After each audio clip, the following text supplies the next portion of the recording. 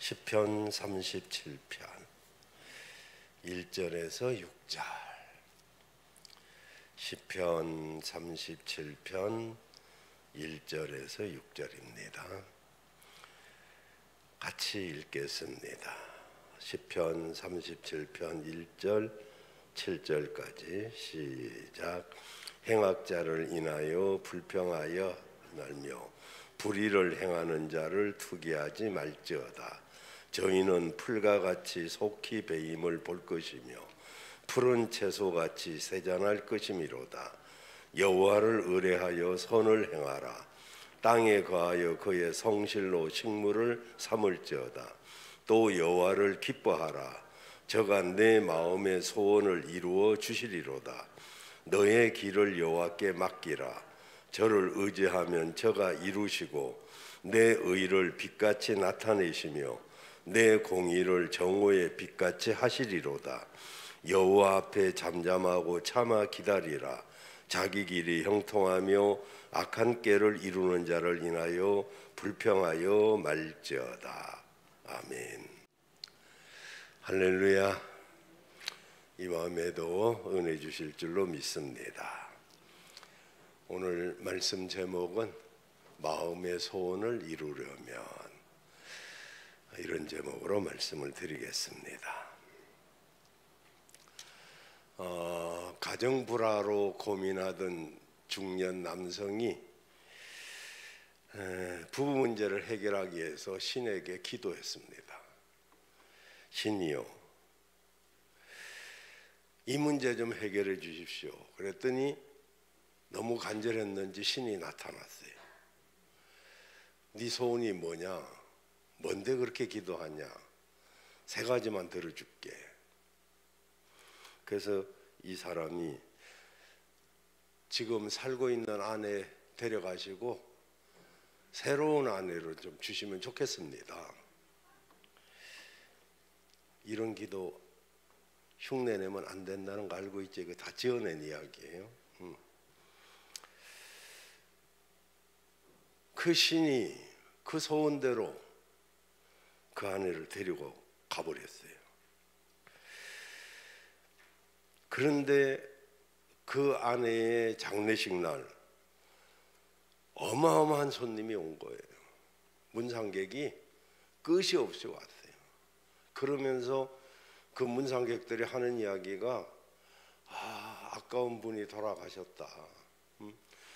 이분이 우리한테는 이렇게 했고 저렇게 했고 이런 선한 일도 하고 이런 좋은 일도 했는데 이런 분이 더 살아야 되는데 너무 일찍 죽어서 아깝다. 막 이래서 하니까 이 사람 생각에 가만히 생각해 보니까 이 사람이 가면 안 될 것 같아.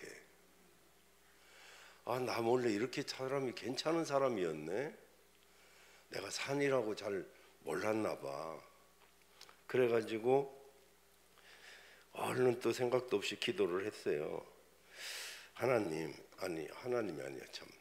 이건 신한테 한 거예요. 그냥 신이시여, 아무래도 이 사람은 죽어서는 안 될 것 같습니다. 도로 살려주세요. 그래서 아내가 죽었다가 살아났어요. 이 3가지 소원 중에 2가지는 써먹었잖아요. 그 하나밖에 안 남았는데 뭘 기도해야 될지 생각이 안 나는 거예요. 그래서 신이시여, 지금 내게 가장 필요한 것이 무엇인지 가르쳐 주세요. 진작 그렇게 기도 제목을 가르쳐 달랬으면 얼마나 좋았냐.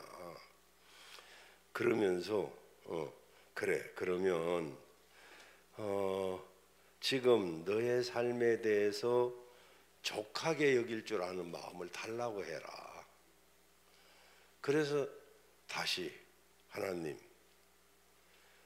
내가 지금 형편에 족하게 생각할 줄 아는 마음을 주세요. 그랬더니 그게 응답이 되어가지고, 그래가지고 자족하며 살다 보니까 아내가 점점 더 좋아지고 지금 사는 생활이 훨씬 만족스럽고 그래 행복하게 살았대요. 여러분, 어떤 마음으로 사람을 보느냐, 어떤 마음으로 형편을 보느냐에 따라서 상황이 달라집니다. 그래서 바울은 빌립보서 4장 11절에 보면 내가 어떤 형편에 처하든지 자족하기를 배웠다고 그랬어요. 자족하는 데서 행복이 있는 것입니다. 그리고 디모데전서 6장 6절에도 자족하는 마음이 있으면 경건에 큰 유익이 있다고 그랬어요. 우리 믿음 생활에 큰 이익이 어디서 나오느냐? 자족하는 마음에서 나온다는 거예요. 여러분, 지금 형편이 어떻든지 형편에 일단 자족하시길 바래요. 그러면 거기에서 행복이 나옵니다. 제가 신방하면서도 말씀을 드리는데요, 금년 2월 달은 월화수목금토일이 이 2월 달은 딱 4개씩 딱딱 떨어졌어요. 월요일도 4번, 화요일도 4번, 목요일도 4번, 토요일도 4번, 주일도 4번. 800년 만에 오는 2월 달이래요. 그래서 중국 사람들은 이 2월 달, 이 800년 만에 오는 2월 달에 어떤 소원을 빌든지 그게 된다고. 우리 믿진 않아요. 이건 쓸데없는 소리예요. 그러지만은 가만히 보면 사람들은 다 소원이 있다, 이건 알 수가 있어요. 여러분은 어떤 소원을 가지고 사십니까? 별 소원 없이 그냥 사시군요. 무슨 소원이 있어요, 여러분? 백범 김구 선생님은 나의 소원이라고 하는 글에서 내 소원이 무엇이냐고 하나님이 물으신다면, 백범 김구 선생님 글입니다. 나는 스승치 않고 나의 소원은 대한의 독립이요 라고 말할 것입니다. 그 다음 너의 소원이 무엇이냐고 묻는다면 나는 우리나라 독립이요 라고 말할 것입니다. 그 다음 마음의 소원이 뭐라고 묻는다면 나는 더욱더 큰 소리로 나의 소원은 우리나라의 대한민국의 완전한 자주 독립이요 라고 말할 것입니다 라고 했습니다. 이런 애국 정신이 오늘날 우리 정치인들에게도 있으면 좋겠어요.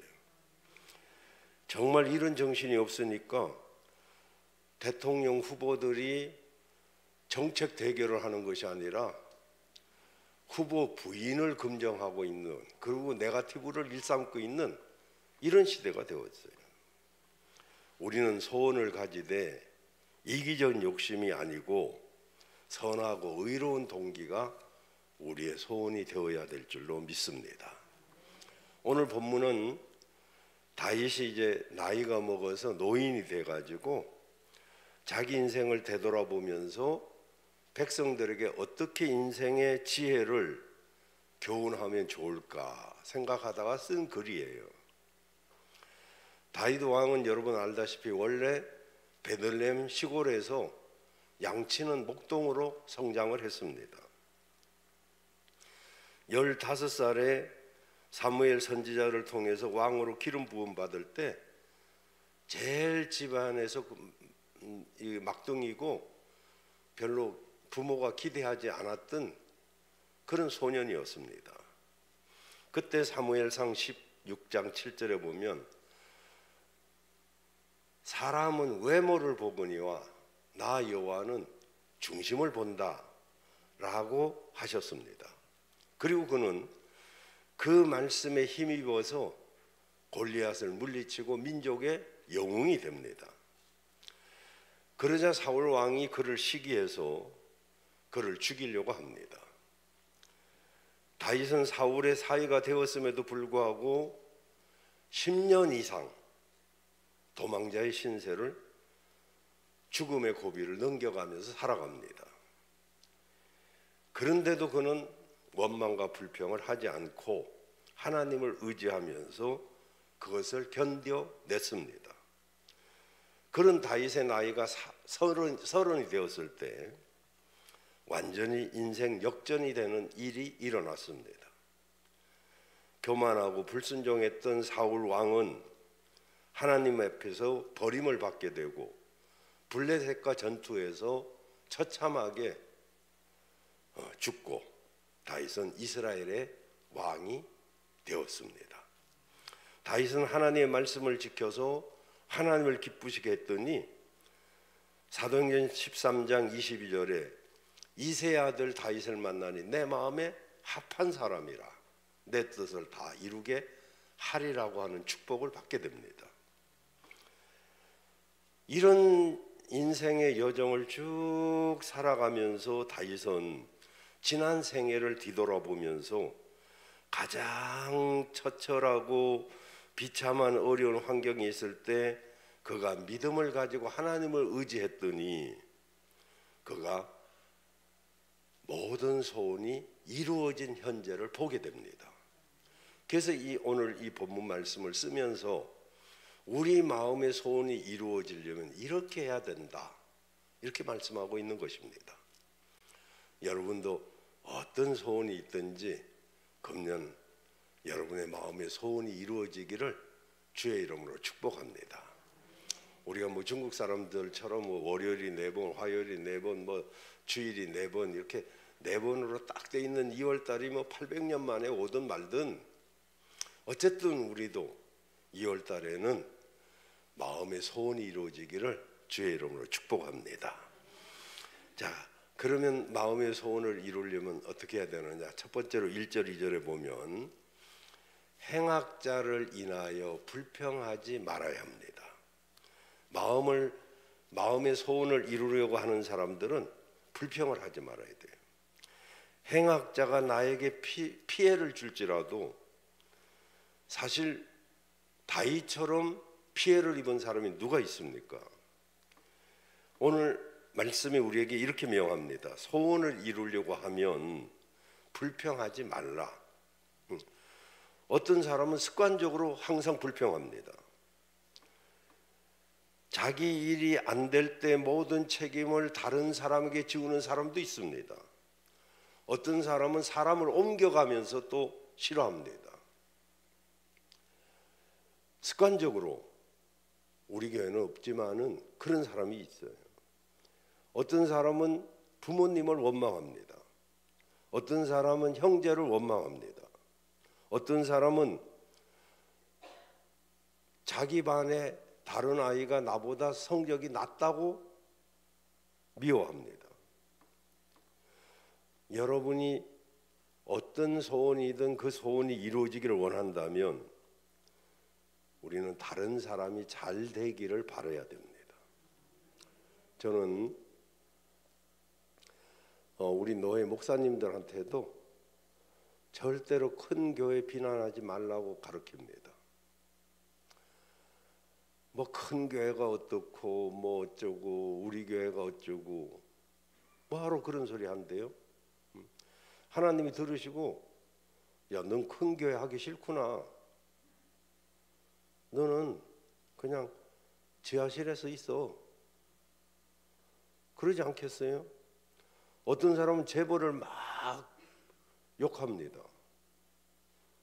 너는 돈 벌기 싫구나. 재벌 되기 싫은가 보구나. 여러분, 재벌만 문제가 있는 게 아니잖아요. 다 어떤 일이든지 문제가 있는데 왜 문제만 봅니까? 그 사람들이 어떻게 그렇게 재산을 일구었는지, 그 사람들이 어떻게 그렇게 잘 됐는지를 보면 그게 배울 점도 있고 그들도 남다른 노력을 해왔다 이 말이죠. 물론 구조적인 문제는 우리가 조금씩 우리는 못 고쳐도 정치인들이 고쳐갈 것이고, 어쨌든 다른 사람을 비방하지 말고 불평하지 말고, 아멘 안 하는 거 보니까 소원이 없긴 없는 것 같아요. 여러분, 왜 행악자 때문에 불평합니까? 2절에 보면 불평하지 말아야 되는 이유가 2절에 나오는데, 만약에 그 사람이 불의하고 그렇다면은 그는 풀과 같이 속히 배임을 볼 것이며 푸른 채소같이 세장할 것이미로다. 만약에 그 사람이 잘못됐으면 풀과 같이, 풀은 막 확 웃자라잖아요. 예. 이 농사를 지면 풀은 뭐 얼마나 잘 자라는지, 곡식은 돌봐줘도 잘 안 자라는데 풀은 내버려둬도 막 곡식 다 잡아먹어버려요. 그렇지만은 그 풀의 왕성함은 얼마 못 갑니다.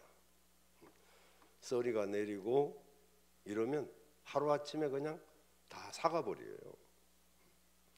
그러니까 불의를 행하는 자는 하나님이 가만히 안 둬요. 그냥 하나님께 맡기면 돼. 내가 불평해가지고 나 자신이 복 못 받을 이유가 뭐 있어요?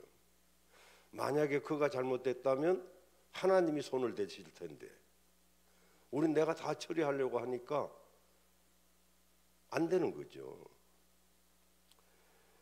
여러분, 행악자는 확 잘 되는 것 같아도요, 얼마 가지 못합니다. 그 불평할 필요가 없대요. 7, 8절에 이렇게 말합니다. 7절, 8절에 보면 여호와 앞에 잠잠하고 참아 기다려라. 자기 길이 형통하며 악한 꾀를 이루는 자를 인하여 불평하지 말지어다. 이게 성경에 불평과 투기 없는 인생을 살아간 사람이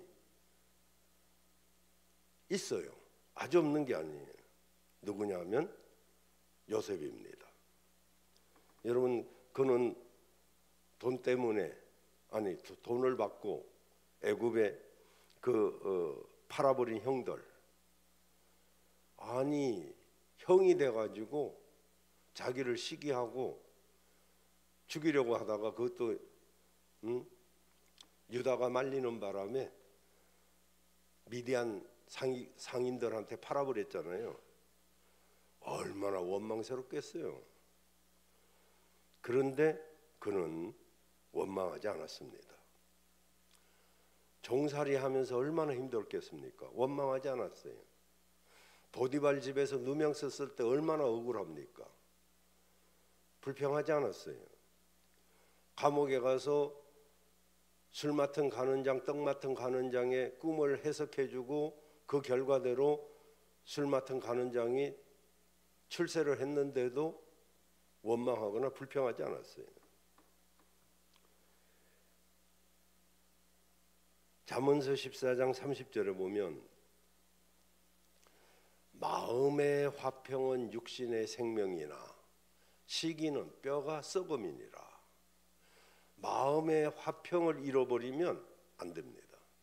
어떤 일이 있어도 마음의 화평은 여기 육신의 생명입니다. 근데 시기하거나 질투하면 뼈가 썩어버려요. 그러니 우리가 이런 일 할 필요가 뭐 있어요? 야고보서 5장 9절에 보면 형제들아 서로 원망하지 말라. 그리하여야 심판을 면하리라. 우리가요 서로 원망하고 불평하지 말아야 돼요. 왜? 그래야 심판을 안 받죠. 보라, 심판자가 문 밖에 서 계시느니라.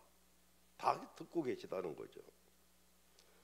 그래서 하나님께서 낮에 이동호 목사님도 설교했지만 감사하는 자가 되라는 거죠. 그럼 감사하는 자만이 어떤 것도 바꿀 수가 있어요. 제가 여러분의 남편이나 아내나 자식을 잔소리로 바꾸려고 하지 말라고 수없이 말씀드렸잖아요. 막 나무란다고 불평한다고 원망한다고 바뀌나요? 안 바뀌어요. 오직 바꾸는 것은요 북돋아 주는 거. 이게 말씀드렸죠. 고추밭이나 이런 데 비가 오고 이러면 흙이 다 자꾸 내려가면 뿌리가 드러나면 내버려두면 죽어요. 그런데 그때 북을 돋아줍니다. 그게 뭐냐면 흙을 끌어모아 올려주는 거죠. 이렇게 덮어주는 거죠. 더 도독하게. 그러면 살아납니다. 그 북돋아준다고 그러죠. 북돋아준다. 아이들도 북돋아 줘봐요. 더 잘하지. 살아나죠. 격려하면 더 잘합니다. 그리고 사람은요, 감동으로만 변화돼요. 훈련으로 변화돼요. 이 두 가지 아니면 변화가 안 됩니다. 어느 날 감동을 받으면 변화가 돼요. 근데 잔소리하고 원망하고 불평하면 더 어긋나요. 여러분, 소원이 이루어지려면 불평하지 마시길 바래요. 두 번째로는 3절에 보면 하나님을 의뢰하면서 선을 행해야 된다. 이 톨스토이가 쓴 나무의 고백이라는 글에 보면 사람이 어려운 일을 만나고 불행한 일을 당하면 4가지 유형이 나온다고 그래요. 첫 번째 유형은 그 불행한 환경에서 도망치려고 술이나 세상의 환락에 빠져버리는 그런 반응을 보이기도 한대요. 두 번째 유형은 환경에 항복하고 포기해버리거나 원망 불평에 빠져버리는. 또 세 번째 유형은 불행한 그 환경을 독한 마음으로 헤치고 나가는 유형도 있고요. 네 번째 유형은 눈을 높이 들어서 하나님을 바라보며 그분을 의지하는 사람이 있대요. 여러분, 우리도 원망도 할 수 있고 불평도 할 수 있고 또 독한 마음으로 그것을 이겨내려고 할 수도 있을 거예요. 그러나 우리는 언제나 눈을 들어서 하나님을 바라보는 그런 여러분 되시길 바랍니다. 세계에서 가장 권위 있는 마라톤 대회 중에 하나가 보스턴 마라톤입니다. 순수한 아마추어 마라톤 대회죠. 4월 달이 되면 세계 마라톤 선수들이 모여가지고 이 보스턴 마라톤 대회를 하는데 이 마라톤 대회에서 우리나라는 성적이 괜찮아요. 1947년에 서윤복 선수가 세계 1위로 신기록을 세웠고요. 1950년에는 함기용 선수가 1위. 2001년도에는 이봉주 선수가 1위. 이렇게 유명한 그 마라톤 대회입니다. 이 마라톤 코스는 언제나 일정한 코스인데 전 코스를 다 달리는 사람은 약 2,000명이 참석하는데 3분의 1밖에 안 되고 3분의 2는 거의 탈락한다는 거예요. 왜냐하면은 결승점 그 전에 6마일 전에 한 언덕이 있는데 이 마지막 언덕 넘기가 굉장히 어렵대요. 그래서 이 언덕에서 거의 포기를 한답니다. 그래서 언제부터인가 이 마지막 그 언덕을 통탄의 언덕이라고 부릅니다. 우리 인생에도 이런 고비가 있어요. 잘 달리다가도 가끔 통탄의 언덕을 만나게 됩니다. 개인도 그렇고 국가도 그렇고 그 고비가 있어요. 인생에 그 통탄의 언덕, 이 언덕에서 좌절할 수도 있고 포기할 수도 있고 독한 마음으로 그것을 넘어갈 수도 있고 하여튼 이 언덕을 잘 넘으면 월계관을 쓰기도 합니다. 이 언덕 때문에 보스턴 마라톤 대회는 굉장히 더 빛난 그런 마라톤 대회로 자리매김을 하고 있죠. 우리가 예수를 구주로 영접하고 그리고 새 생명을 얻어서 하나님의 하늘의 시민권을 가지고 살지만 그래도 우리가 이 땅에 사는 동안은 우리에게 통탄의 언덕들, 다시 말해 인생의 고비가 있습니다. 이 고비를 우리가 넘어갈 때 정말 하나님을 의뢰하고 넘어가야 돼요. 하나님을 의뢰해야 됩니다. 그래서 하나님을 의뢰하고 하나님을 바라보면서 목표를 보면서 가면 충분히 넘어갈 수가 있어요. 근데 뭐 거기서 이제 포기하는 사람들이 많죠. 금세기 초에 세계적으로 사랑을 받는 지휘자가 토스카니니지요. 토스카니니 원래 첼로 연주자인데 이 사람은 심하게 근시라서 못 봅니다. 제대로 악보를 볼 수가 없어요. 그래서 이제 볼 수 없기 때문에 한 가지 더 할 수밖에 없는 것은 피나는 노력입니다. 그래서 이 악보를 못 보니까 그것을 암기를 했어요. 계속 외울 수밖에 없었어요. 근데 어느 날 그 악단의 지휘자가 갑자기 몸살이 나서 저처럼 몸살이 나가지고 병원에 입원하게 됐어요. 다른들 누구에게 이제 지휘를 부탁해야 되는데, 근데 뭐 다른 사람 할 수가 없는 거예요. 근데 이 토스카니는 아주 암기를 다 하고 있기 때문에, 그래서 악보를 몽땅 외우고 있었기 때문에 토스카니니가 선발이 되어서 지휘를 대신했는데 그만 사람들이 깜빡 놀래버린 거죠. 만약 토스카니니가 시력이 나쁘지 않았다면 유럽의 첼로 연주자에 불과했을 거예요.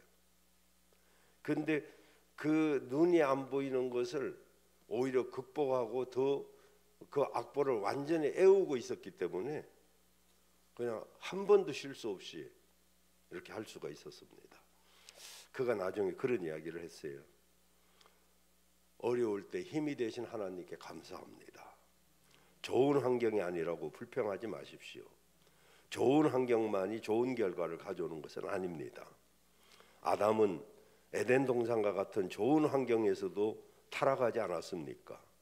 우리는 눈물에 대해서도 감사를 드리십시다. 눈물이 있는 눈으로 하나님을 바라볼 때 더 똑똑히 바라볼 수 있습니다. 하나님은 우리가 어려울 때일수록 우리 가까이 오셔서 우리를 보호해 주시고 우리 힘이 되어 주십니다. 여러분, 어려움이 오히려 우리에게 힘이 될 때가 있어요. 왜냐하면 그 어려움을 잘 이겨내면 맷집이 생겨요. 맷집이. 그래서 여러분, 언제나 힘들고 어려워도 하나님을 꼭 의뢰하시길 바라요. 그래서 세상에 의지할 곳이 있다는 게 얼마나 좋은지 아십니까? 근데 세상 것은 오래 가지 못해요. 우리가 뭐 돈도 의지할 수도 있고 청춘, 젊음, 건강, 뭐 자녀 뭐 의지할 수 있죠. 그러나 여러분 얼마 못 갑니다. 가장 안전한 것은 하나님밖에 없어요. 하나님을 의뢰하면 그것이 가장 든든한 줄로 믿습니다. 그래서 시편 31편 23절에 보면 너희 모든 성도들아 여호와를 사랑하라. 여호와께서 성실한 자를 보호하시고 교만히 행하는 자에게는 엄중히 갚으시느니라. 그래서 우리가 내게 주어진 일을 성실하게 잘 감당하면서 하나님을 의뢰하면 우리 소원이 이루어지게 될 줄로 믿습니다.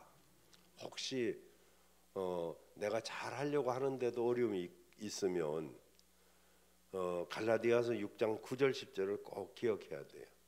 우리가 선을 행하되 우리가 모처럼 선을 행했는데 그 선을 행하면 꼭 따라오는 게 있습니다. 낙심이 따라옵니다. 아이고 지가 뭐 잘났다고 저렇게 설쳐 뭐 이러면서 앞에서 뭔가 좀 하려고 하면 꼭 뭐라고 하는 사람이 생겨요. 그럼 낙심이 되죠. 모처럼 잘하려고 했는데. 근데 내가 정말 하나님을 기쁘시게 하려고 어떤 일을 했는데 꼭 방해가 있더라도 낙심하지 말라는 거예요. 왜냐하면 때가 이르면 거둘 때가 온다는 거예요. 여러분 낙심하지 마시길 바랍니다. 선의 씨를 뿌리면 선의 열매를 거두게 돼요. 선하게 시작했으면 결과도 선하게 되는 것입니다. 어느 나라든지 그 나라를 대표하는 훌륭한 문호들이 있습니다. 영국에는 섹스피어가 있고, 러시아에는 토스토이가 있고, 독일에는 괴테가 있습니다. 그리고 프랑스에는 누가 있느냐? 프랑스의 대표적인 문호는 레미제라블, 장발장이라고 그러죠. 또 파리의 노들탐의 곱추 뭐 이런 작품으로 우리에게 감동을 준 빅토르 유고가 있습니다. 빅토르 유고. 이 사람이 정말 여기 말한 이 사람들은요, 뭐 훌륭한 글도 썼지만은, 그러나 이 사람들이 존경받는 인물이 된 것은 훌륭한 글만 써서 된 것이 아닙니다. 이 사람들은 전부 선하게 살았던 사람들입니다. 남을 돕고 선한 일을 많이 한 사람들. 여러분, 우리도 성공 인생을 살려면 뭐 돈을 많이 버는 거, 출세하는 거, 이런 거보다는 선하게 살아야 돼요. 선하게 사는 여러분 되시길 바랍니다. 그리고 마음의 소원을 이루려면 세 번째, 하나님을 기뻐해야 돼요. 4절을 보시면 여호와를 기뻐하라, 저가 네 마음의 소원을 이루어 주시리로다. 근데 사람들은 이 말을 이렇게 표현합니다. 내 마음의 소원이 이루어지면 내가 하나님 기쁘게 할게. 자꾸 거꾸로 해석을 합니다. 근데 성경은 하나님을 기뻐하라, 그리하면 내 마음의 소원을 이루리라 라고 합니다. 소원이 이루어져야 기뻐하는 게 상식인데, 오늘 이 말씀은 정반대 아닙니까? 먼저 어떻게 해야 돼요? 하나님을 기뻐해야 돼요.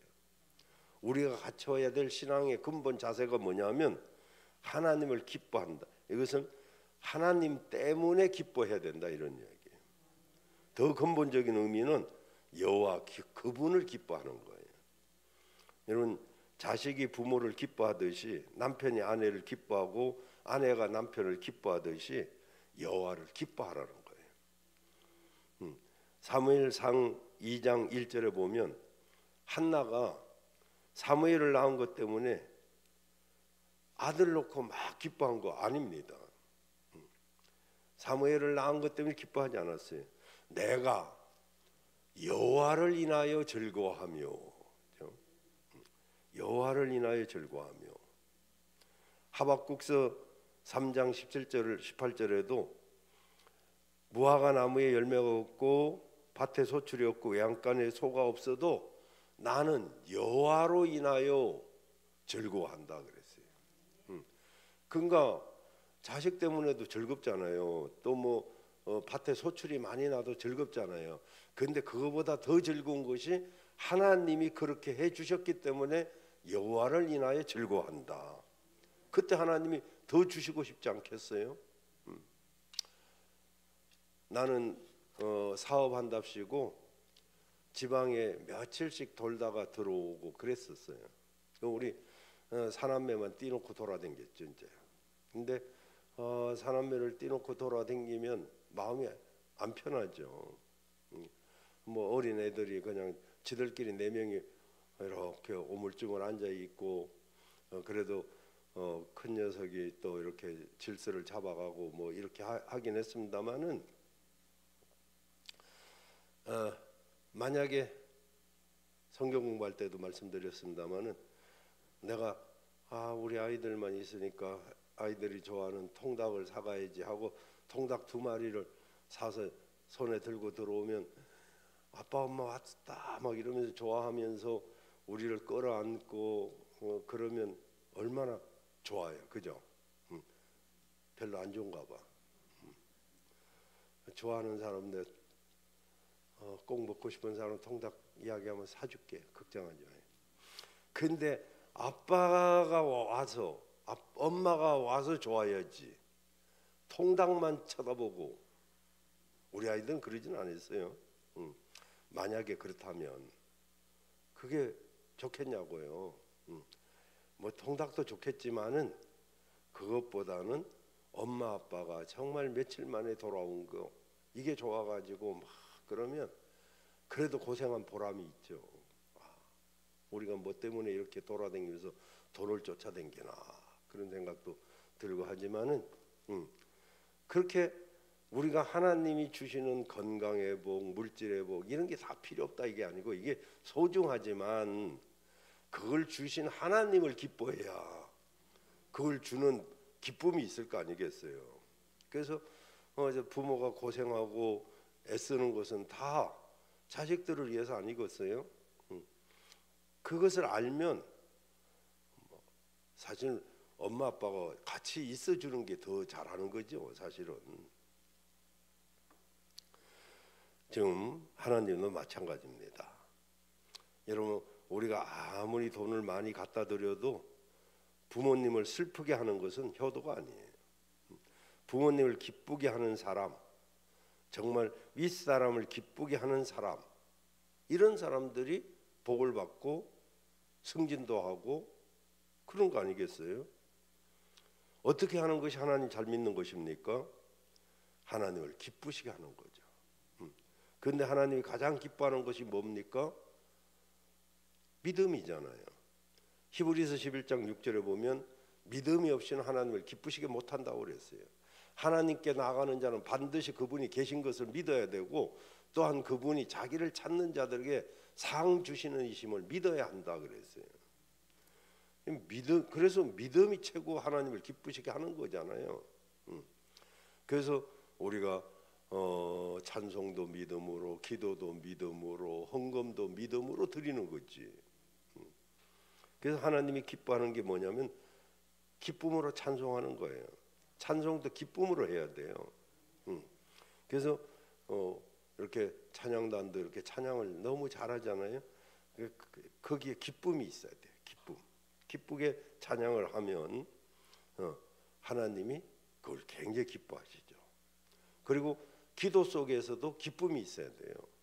여러분 기도는 힘써야 되고 애써야 되기 때문에 거기 기쁨을 잃어버리기가 쉬워요.